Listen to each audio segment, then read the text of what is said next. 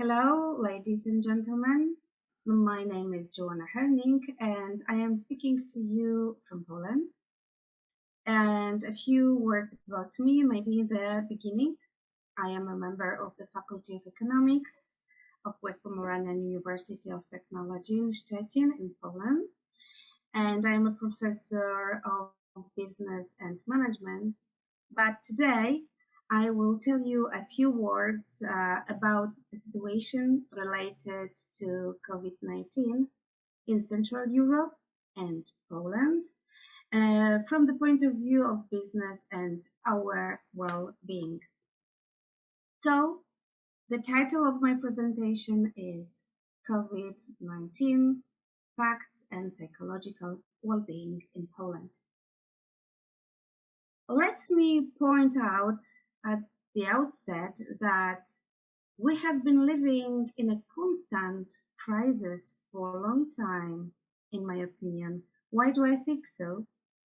A year ago, for example, the United Nations announced a climate change report, which said that soon people would not be able to feed themselves, and we had a clear food crisis. Then, at the end of the last year in Europe, we had a very visible migration crisis that affected all European countries and which is still not solved. And then at the beginning of 2020, some economists said that they believe that national economies cannot work as they did before, they cannot be balanced. And for example, overproduction and hyperconsumption will for sure lead to economic crisis. So as you see, crisis and crisis and crisis repeating all the time around us, and now currently the epidemiological situation and COVID-19 which we face. Is it so bad really? Is it really alarming situation? I would like to give you some insights from different countries. So let's take China. As you see, China really done well, and as we see data on the slide, relatively few people have died from the epidemic. Then let's look at India. India is also doing fairly well in terms of population. So situation is not so critical, I would say. What about Russia? In Russia, somewhat is worse because as we can see, 102 deaths per million inhabitants. So if you move closer to Central Europe, it's worse. Then we have Italy with really dramatic situation, and as you see numbers, much higher deaths symptoms, and the same we have in Spain. So in these two countries, the situation was and is really dramatic. So maybe just look at United States as well. A very difficult situation, many times more sickness and death numbers higher than in other countries. How it is then in Poland? Poland is doing quite well, I can say. Fewer deaths and far fewer illness, although we are still struggling with the bad situation in the south of the country, in some regions at least.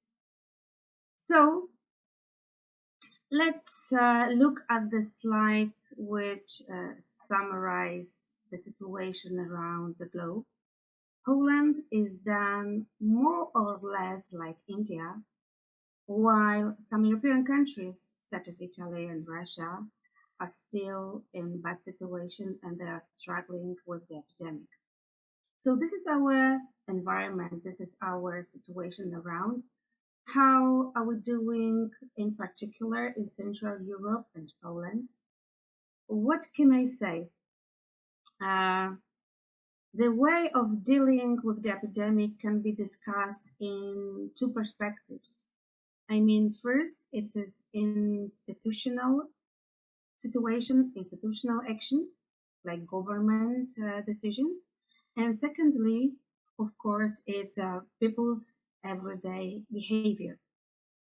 The activities and decisions of my government you can see on the slide, and there are funds specifically intended to help companies because, of course, we expect bad situation in different industries. So those funds are intended to help companies to survive. And also, there are other funds intended to help parents who cannot work and they must stay at home with children. So this kind of solutions you can find in almost all, I think, Central Europe countries. Also in our neighbors like Germany, they also um, created some funds to help companies to survive. Of course, the budget in Germany is much, much higher, but the idea is the same.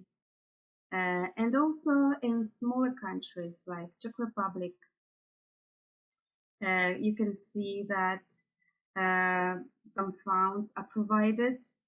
For example, if the company is closed due to a government decision, then employees are paid as if they were worked normally.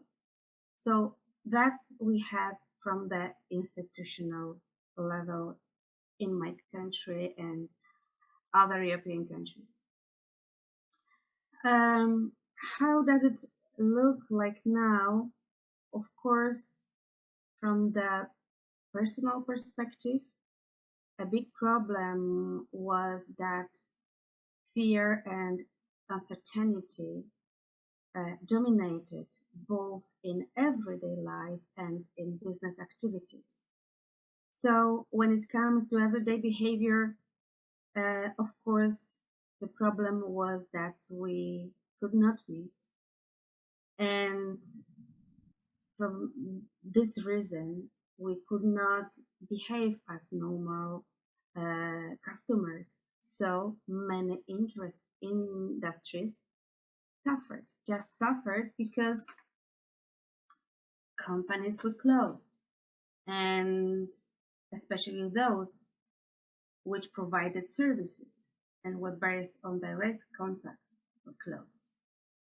But I want to mention now that on the other hand, if we want to look objectively, of course, not all industries suffered and losses because, for example, all companies that sold online, such as those producing food um, with long consumption time, or courier companies delivering things to homes.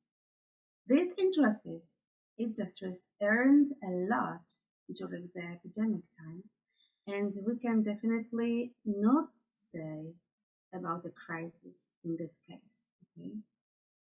So if companies sold something online, they did it and they took advantage of it. And on the slide, you can see that some platforms really they flourished, they grew because of epidemic. So today I can say that we do not have quite clear situation how it is around. This Allegro, by the way, platform is the biggest platform dedicated to online shopping.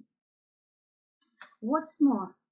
What is interesting that some services, such as TV on demand and internet games, as well as online courses and trainings, gained a lot during the epidemic.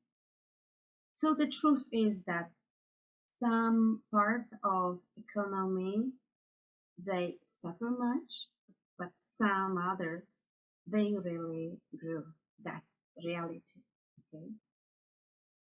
What is the biggest problem nowadays? Which industries suffered nowadays? You can see on the slide.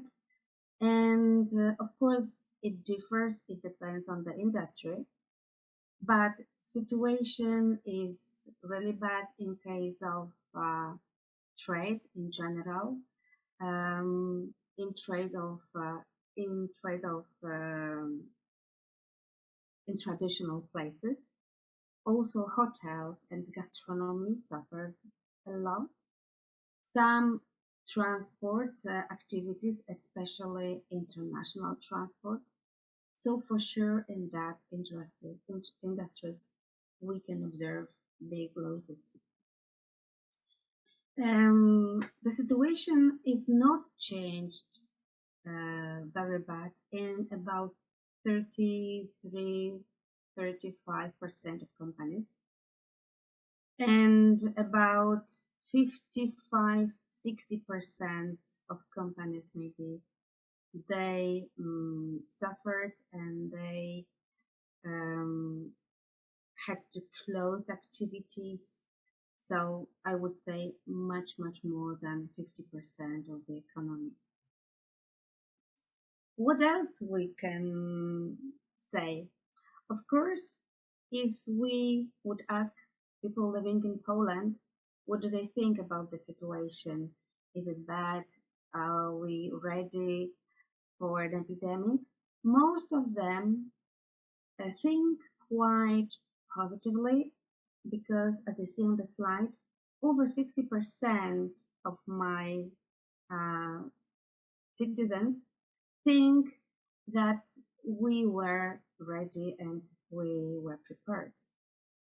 Only some of 25% think that we are not ready and situation is quite bad. However, during such a difficult time, I think you can agree with me, one should ask questions such as, are we still happy with everything what is going on around? Can we plan the future actually? And is it worse than it was before in our life? Or maybe it's better. Maybe it's better, yes. So this kind of important questions should be asked now. That's why I would ask you to focus for the moment on this slide, which shows um, factors used in World Happiness Report, which was published recently. What is important to be happy? This report suggests that okay, GDP per capita, our health, uh, our social situation and relations with the others, freedom to make independent decisions, and so on. Okay, so are we happy? What do you think? Next slide shows the average sense of happiness in various countries. And unfortunately, in Poland, we are not so happy. You see, Poland is quite low on this picture. And India, during last years, you were also not so happy. As you've heard, probably the most happy people live in Scandinavia. That's why here I gave you Finland just as an example. But together with Finland, the most happy people are in Norway and Sweden, not in America. So, uh, situation in Poland, in Spain, in Italy, and in India from the happiness and well-being point of view is not the best.